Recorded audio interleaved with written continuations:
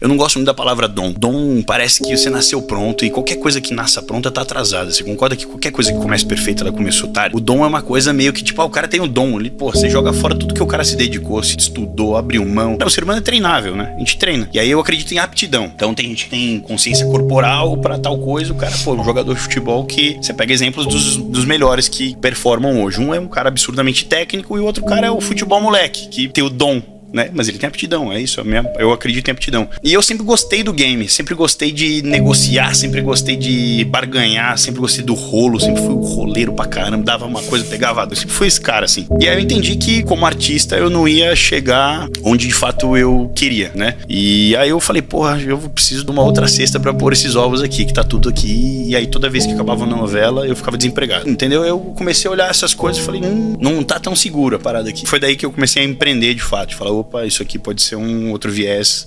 E aí ganhou um volume que eu realmente não esperava. Cara, você pensa em desistir todo dia, né? Eu acho que o que mantém a parada acontecendo é o equilíbrio errôneo da história. Aqui tem um equilíbrio, desistir e não desistir. Isso aqui tem que estar mais alto, que é não desistir. E acho que o que faz você não desistir é você estar ciente e muito consistente o teu propósito ali, saca? Se você tem um propósito consistente, se você tem uma linha de chegada ali, você tem um ponto e você sabe que, o caminho é esse, mas se eu tiver que tropeçar aqui, mudar pra cá, vir pra cá, fazer, mas é aqui, você vai. O caminho, o processo, vai existir pra todo mundo. Tem lombada, tem valeta, tem buraco, tem soco na cara, tem tudo. Só que o propósito tá ali, entendeu? Eu acho que o que faz a parada de não, de fato, porque pensar em desistir é todo dia. Vamos falar de crise, então. O que é a crise? Não existe. Tipo, a gente mora no Brasil, velho. A gente é crise. A gente começa um negócio, o teu negócio começa a dar lucro, e aí o governo entende que você tá rico e ele aumenta a tua taxa. Em vez de te bonificar com uma série de outras coisas. Bom, tô empregando em vez de 10, 100 pessoas. O que qualquer lugar com bom senso faria? Falou, bom, esse cara tá ajudando a gente aqui, tá? Porque diminuiu a taxa de desemprego por culpa desse cara aqui que tá ralando todo dia. Vamos fazer o seguinte, diminui o IPTU desse cara, vamos taxar menos, vamos abaixar o imposto desse cara. Aqui não, aqui é um dos poucos lugares do mundo que você tá ganhando mais e você tem que pagar mais. Não faz o menor sentido, é muito maluco, tipo, no Brasil querer ter as coisas é pra poucos, entendeu? Porque literalmente é pra poucos. Aprende a falar não. Isso é uma das coisas mais importantes que eu aprendi na minha vida, aprender a falar não pras coisas, velho, porque não dá pra abraçar tudo e quem faz tudo não faz nada, quem é amigo de todo mundo não é amigo de ninguém.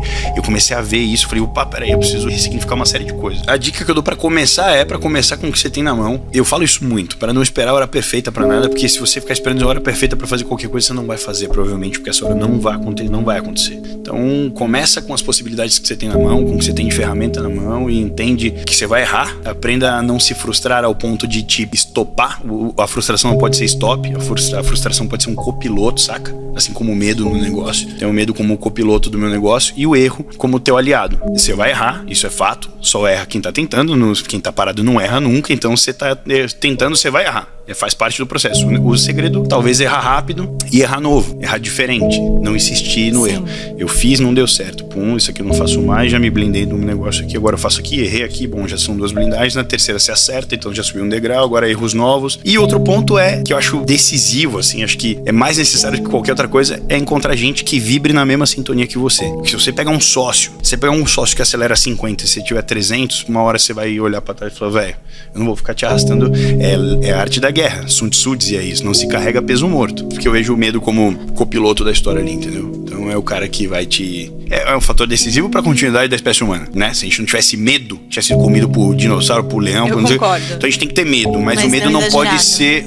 o medo não pode ser demasiado, ele não pode ser um fator decisivo ou impeditivo. Que te impeça de fazer as coisas. Entendeu? O medo impede uma série de coisas, então aí quando ele vira, com a potência ele vira uma doença. Então vai com medo, entendeu? Tenho medo, mas vai com medo. Eu digo sempre isso, se você tem medo da escalada, você não merece o topo da montanha. E aí se você não fizer pelo seu sonho, você faz pelo sonho de alguém, que é a regra do mundo, que é a grande maioria do que acontece, né? Uma outra dica é não ficar se esforçando tanto pra ter uma ideia perfeita, né? As pessoas ficam, puta, preciso caçar uma ideia que eu tenho que fazer um negócio, tenho que ter uma... Ela não vai chegar nesse momento onde você pra focar na ideia, ela nunca chega ali. O que eu dou como dica é você se atentar a várias coisas que te incomodam. Porque por que um negócio precisa pra ele ter sucesso, pra ele ser bom? Ele tem que mudar a vida das pessoas, ele tem que impactar as pessoas de alguma forma, certo? Vocês concordam com isso? Sim.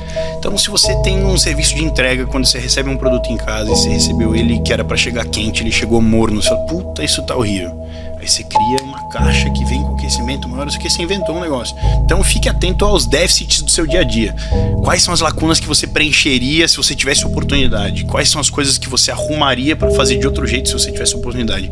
Dentro dessas coisas que você acha como incômodo no dia a dia, você podem sair várias ideias de coisas que você faria e impactaria a vida das pessoas. Porque se você sofre com uma coisa, considere a seguinte questão, que várias outras pessoas também sofrem com esse mesmo mal. Então. Eu nunca gostei daquele limbo da zona de conforto, sabe? Eu acho que a zona de conforto te deixa num limbo produtivo bem bosta, assim, profissionalmente, pessoalmente, sabe? Uma coisa particular, você, eu já sei bastante. Não, velho, eu sempre fui muito inquieto, muito curioso e meu pai sempre falou uma coisa muito legal pra mim. Ele disse que quando você acha que você sabe de tudo, tá na hora de você começar a aprender alguma coisa. E eu sempre levei isso como regra. Eu falei, eu sempre gostei mais do não sei do que eu já sei. Eu sempre gostei muito mais do não sei. Mesmo sabendo, eu sempre te perguntaria. Você fala, Tito, você sabe como faz essa chave de carro aqui? Eu sei como faz, mas conta aí como você faz. Porque eu posso aprender uma forma mais eficiente de fazer a mesma coisa, 2 formas de fazer a mesma coisa. Sim. Um plus pra fazer o que eu já faço melhor. E eu sempre fiz isso com tudo. Eu sempre fui muito observador. Eu me controlo muito, mas eu chegava a ser chato, assim. De tão curioso, chegava a ser inconveniente. Mas por quê? Mas e aqui? E aí o cara fala, esse cara quer saber de tudo, o cara é chato do caralho. Mas não era nem uma questão pessoal, era uma questão de curiosidade. E acho que garimpando na curiosidade, eu fui pegando vários insights de pessoas relevantes, de dicas relevantes de pessoas não tão relevantes, entendeu? O americano tem isso como princípio de, tipo, o cara deu certo, ele pode ser inspiração pra mim. Deixa eu ver o que esse cara faz, deixa eu ver o que ele faz, como ele fez pra dar certo, que eu vou me inspirar. Eu vou pegar como referência aqui, não. Aqui separa o meu carro, por exemplo, agora. Separa num posto de gasolina, que agora não, porque a galera sabe, o Tito, famoso, o empresário, beleza. Mas quando eu comecei a ter relevância financeira, talvez minha relevância midiática não era tão grande quanto é hoje. Então foi meio que, né? Entendi. Ajustando. E aí quem não me conhecia, nossa, pra quê? Nossa, velho, aí carro de playboy, que playboyzinho de merda, não sei o quê. Você escuta de tudo, cara. Pra que o mundo acabando, o cara com um carro de 1 milhão de... Que ridículo. Você fala assim, puta, que coisa horrível, né? Que síndrome de vira-lata que o brasileiro tem, né? Que é feio fazer sucesso, é feio dar certo aqui. Enquanto eles não se acostumarem com a ideia de que é legal ter as coisas, é genuíno ter as coisas, é maneiro trabalhar, é maneiro produzir, é maneiro, legal pra caramba poder fazer pelas pessoas que você gosta. Enquanto essa síndrome de vira-lata não sair do brasileiro, cara, a gente tá fadado ao insucesso aqui. A gente pede muito pra Deus uma série de coisas, mas não tá disposto a lidar com resultados. Eu falei isso, até escrevi na porta do meu banheiro isso. Se você ora pela chuva, esteja disposto a lidar com a lama. Não peça pra Deus mover os seus pés, né? Tipo, guiar os seus caminhos se você não tá disposto a mover seu pé. Tipo, Deus, me dá em abundância tal coisa. Tá bom, mas levanta e vai trabalhar, cara. Levanta e vai. O Cortella fala disso, de uma oração beneditina que diz, ora et labora, eu já falei disso, inclusive, que é ora e trabalha. Você tem que ter fé em Deus como se você não precisasse trabalhar e trabalha como se Deus não existisse. Muito bom. E é assim que acontece. Tipo, então, cara, Deus é 300% da minha vida, mas não adianta tá bom, vamos lá, Deus. Vamos bater aqui na minha porta e falar, novela pra você, do nada, você tá aqui, fazer a novela das 9 ali, vamos dar uma brilhada ali, vamos ali, do nada aqui, caminhou dinheiro aí na porta, tava aí pedindo pra Deus, chegou. Brincadeira, né? Eu sempre quis ser o Felipe foda, mano. Nunca quis ser ninguém assim, tipo... Sim. Eu admirei várias pessoas a vida inteira, gosto do jeito, gosto do estilo, gosto das palavras. Eu fiz uma mescla de pessoas que eu achava interessante e criei o Megazord de Felipe Tito. Foi o que eu fiz, entendeu? Entendi. Tentei incorporar as qualidades de pessoas que eu admirava e botei em mim, assim, dentro do que eram cabíveis, entendeu?